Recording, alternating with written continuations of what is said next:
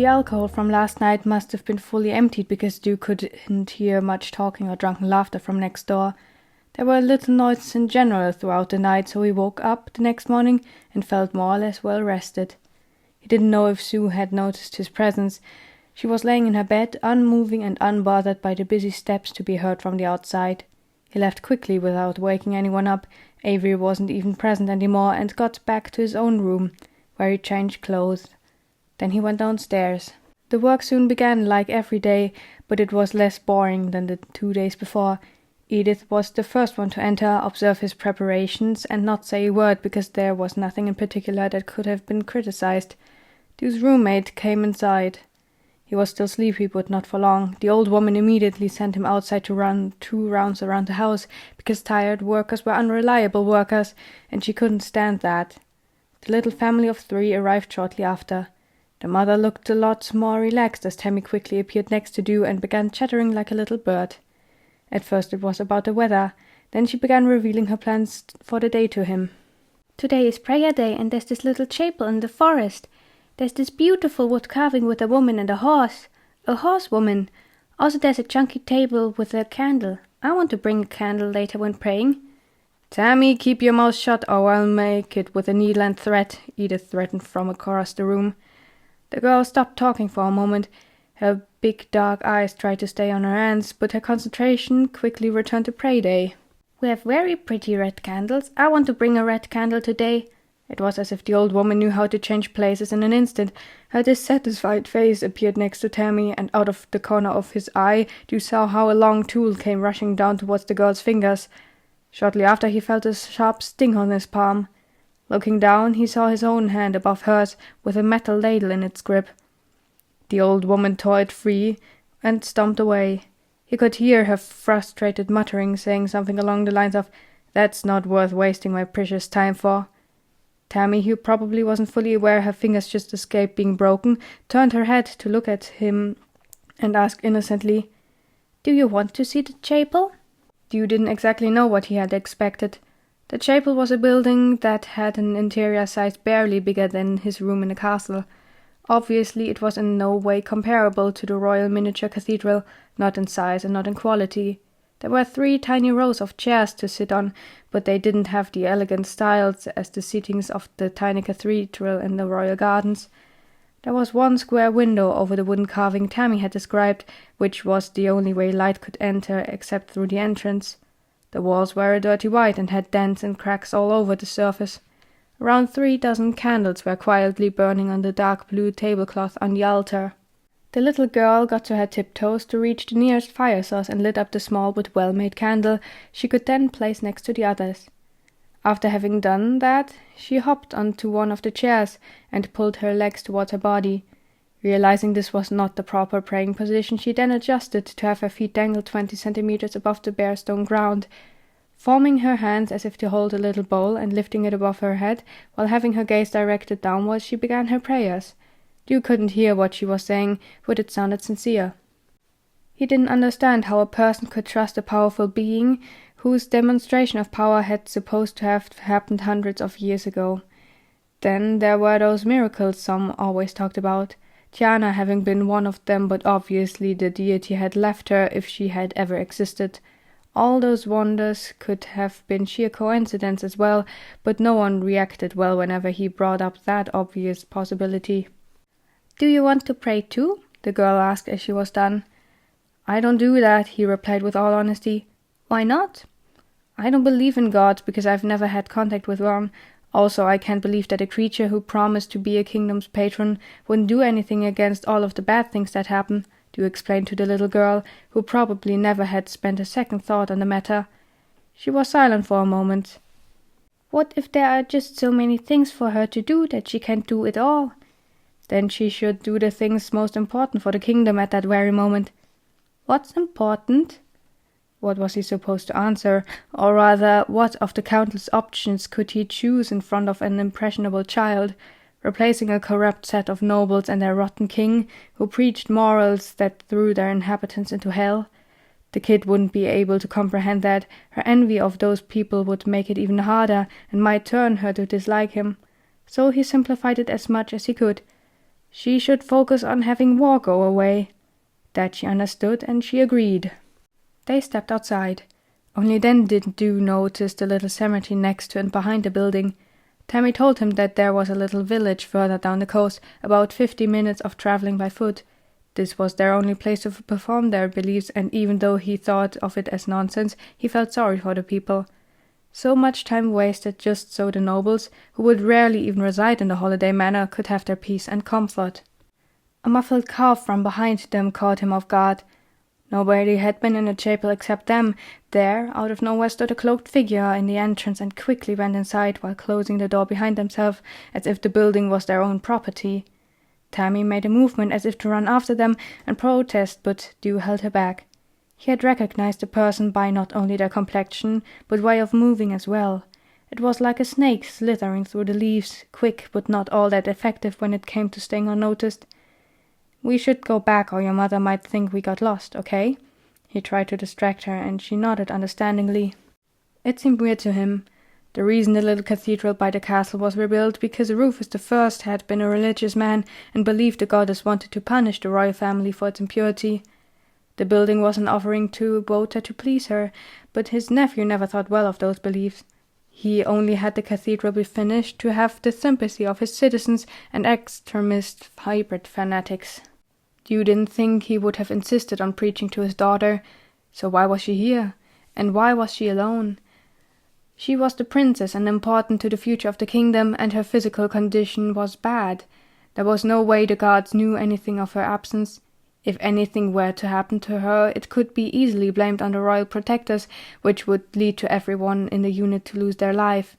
But what was he supposed to do? Wait for her to leave the chapel and offer to guide her back to safety when she clearly didn't want to be seen? And he was nothing more than a simple servant after all, and the street was empty. The princess would most likely return without anyone noticing. After he was done with his task of filling up the water tank by getting water from the well 10 minutes away, he spent the afternoon on the shore. It turned out the rocks were good enough for walking close to the salty sea without getting soaked to the height of the upper thigh. The area had been flattened so he could walk for a long time without being interrupted by fallen trees and cliffs, but people as well. He had been walking for about an hour towards the direction of the village and further, before coming to a stop because of the bay. Cliffs rose 10 meters into the sky all around him. They were white as chalk and a little beige as well, and protected him from the wind that had constantly played with his blue cape during the walk. Dew sat down on one of the bigger rocks and stared towards the horizon. The sun was barely shining through the clouds, but it was warm without the wind. He put down the cape and shoes. Then he pulled up the legs of his pants up to his knees, to have his legs dangle in the cool water. His feet felt the slimy algae on the rock under the water surface, and the scratchy loose plants that had been torn from the sea ground and were now being pushed towards the land every time a wave began to make its way forward. Dew found it weirdly uncomfortable but comforting at the same time, seeing the weird texture getting played with by nature's forces. He wondered how deep the sea was. Could he survive there? Quickly he found himself submerged inside the wet, diving against the current while his half-opened eyes burned from the salt. He could taste it. He could smell it as it rushed through his lungs. His appearance had begun to change back once again. His foggy mind realized it as a matter of fact. As he touched his skin, he could feel the strange, rough spots, which were supposed to be his natural body amongst the dry skin. They would spread. They would take his appearance and cover him whole. Dew wouldn't be something to be considered human by many. But what did it matter? If this was how it was supposed to be, he wouldn't continue to fight and drain his love's energy just so one of them could have a small ounce of satisfaction. And he would not love himself more in the other body. It was nothing more than a flesh armor to protect him from the distorted gaze of the people around him. His heart kept calm. He suffered, but the waves kept pushing him under. There was no reason to care. He could breathe, even if it made his lungs ache. It burned, it sucked the water out of his body, but through that pain he could finally feel himself belong to that prison of flesh and bones for once, and he closed his eyes and let the rhythmic movement of his surroundings push him back to earth again. On land he shivered by the air touching his wet skin. The cape could only dry that much before he had to wait for the warmth to do the rest. Dew looked at his arms, ran his fingertip over the spots and sighed. He couldn't calculate how long it would take for it to be noticeable to others, and when it would reach his face. The moment it would come to that, he would have to endure having his hair be in his face and nape. Maybe he could bandage himself up or wear a scarf again. It was what he had done the few times Avery and him had gone to visit a nearby village to buy clothes or sell pretty stones before Dew had been turned into a human. Long sleeves and a scarf wrapped around his head, and most of his face had been his best friends during that time. He could see people from a whole different perspective, a caring one instead of being out for his flesh.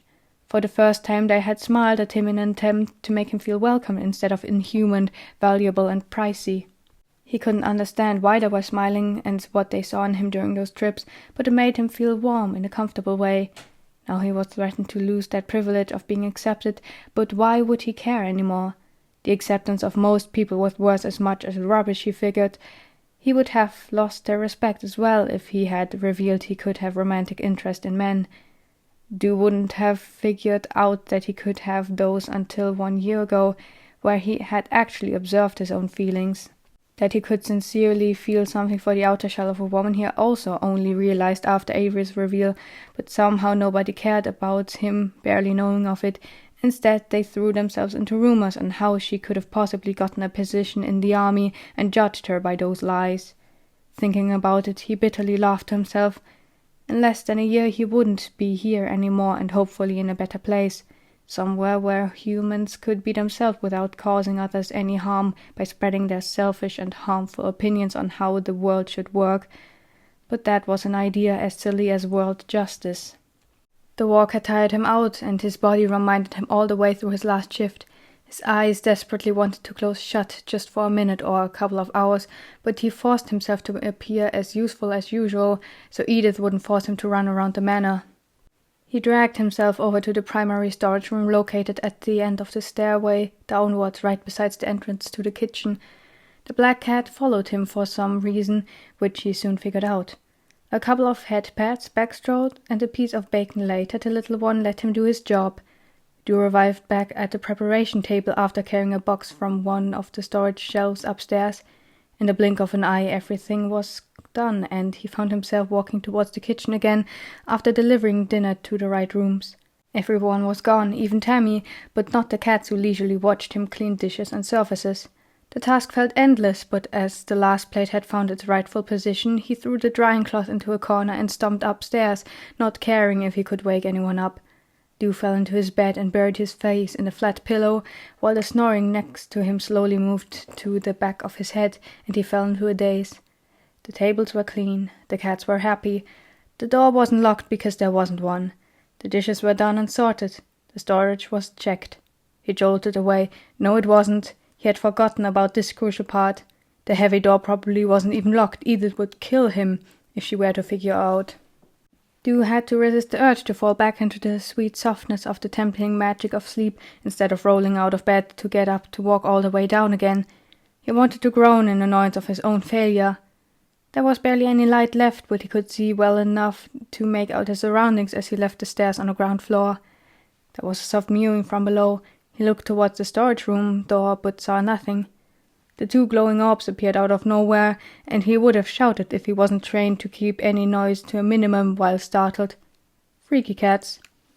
The orbs vanished, and Dew guessed the cat just turned back towards the door.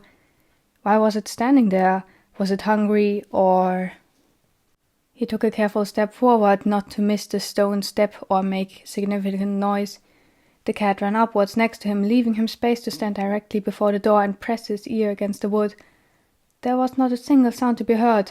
No wonder, even if someone were to be in there, the whole room was so much more isolated than anything else in the working side. One could be murdered in there and nobody would know a thing.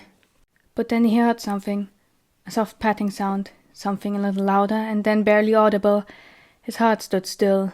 Nobody was supposed to or even have a reason to enter. Dew took a step backwards, then another one, and quickly got back to the kitchen. A knife. He fetched one in just a moment. Maybe that would work if he had to seriously defend himself.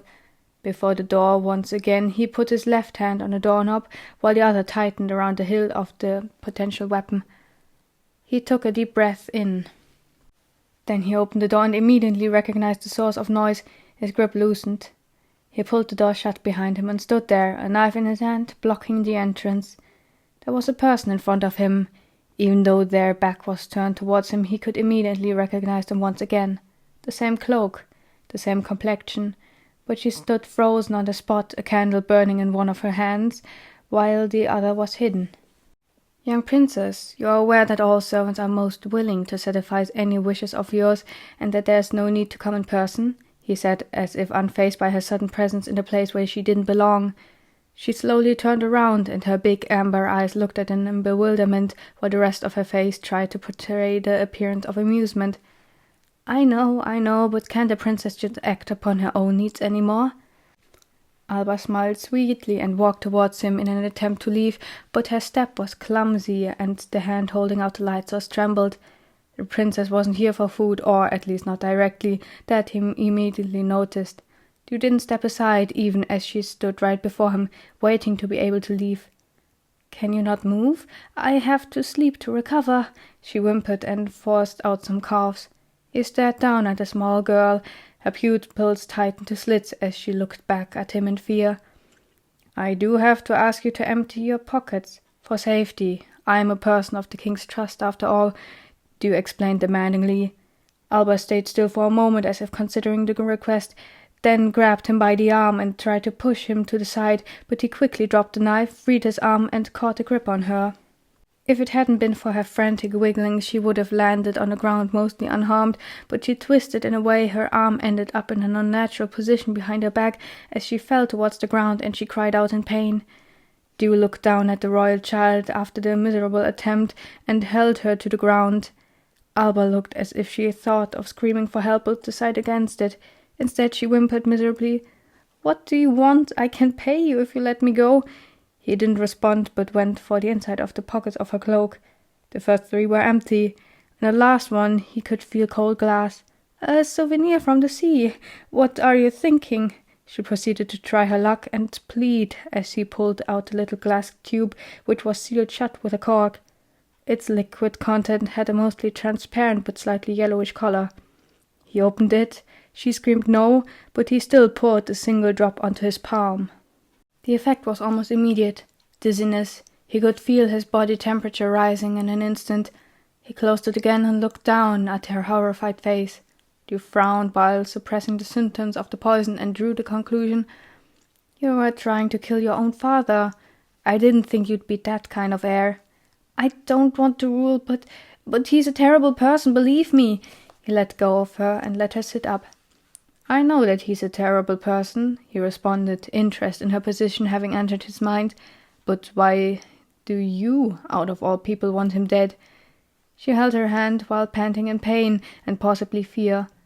Dew assumed it was the first time she was not the one in control of her own well-being. She was stuck in the room with him and wouldn't get out without his consent.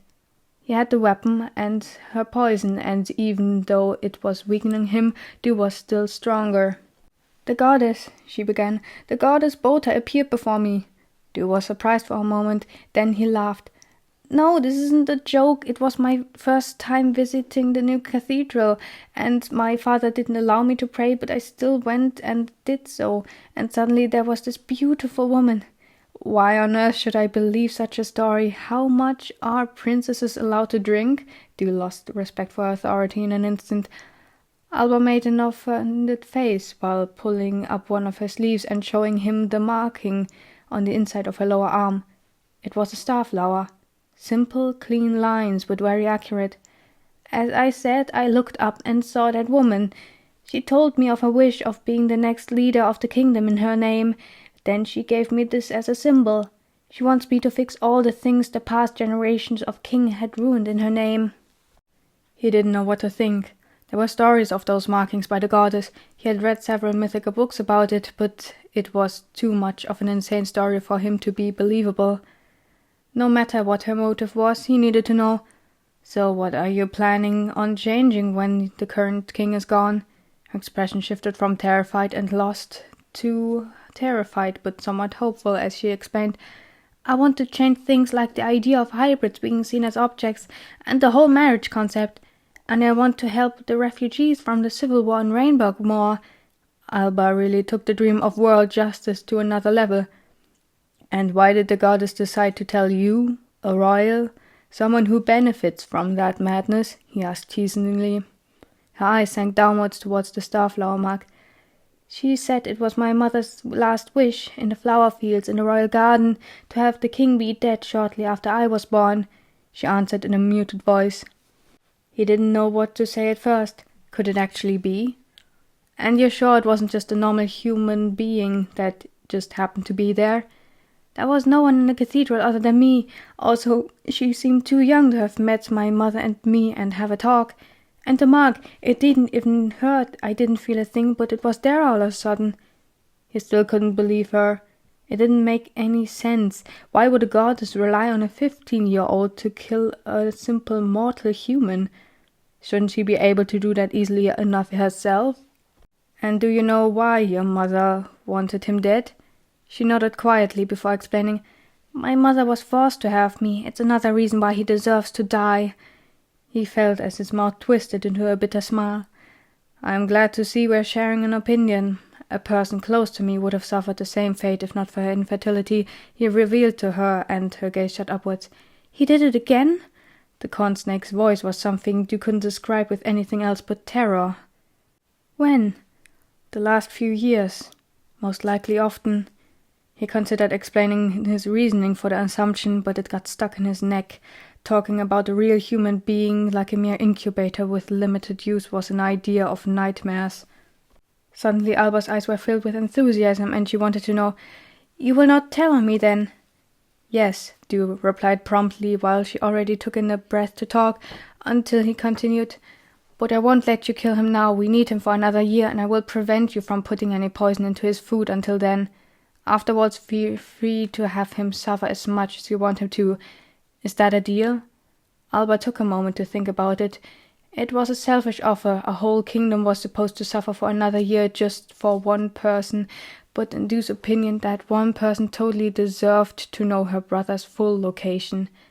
Then the princess made up her mind.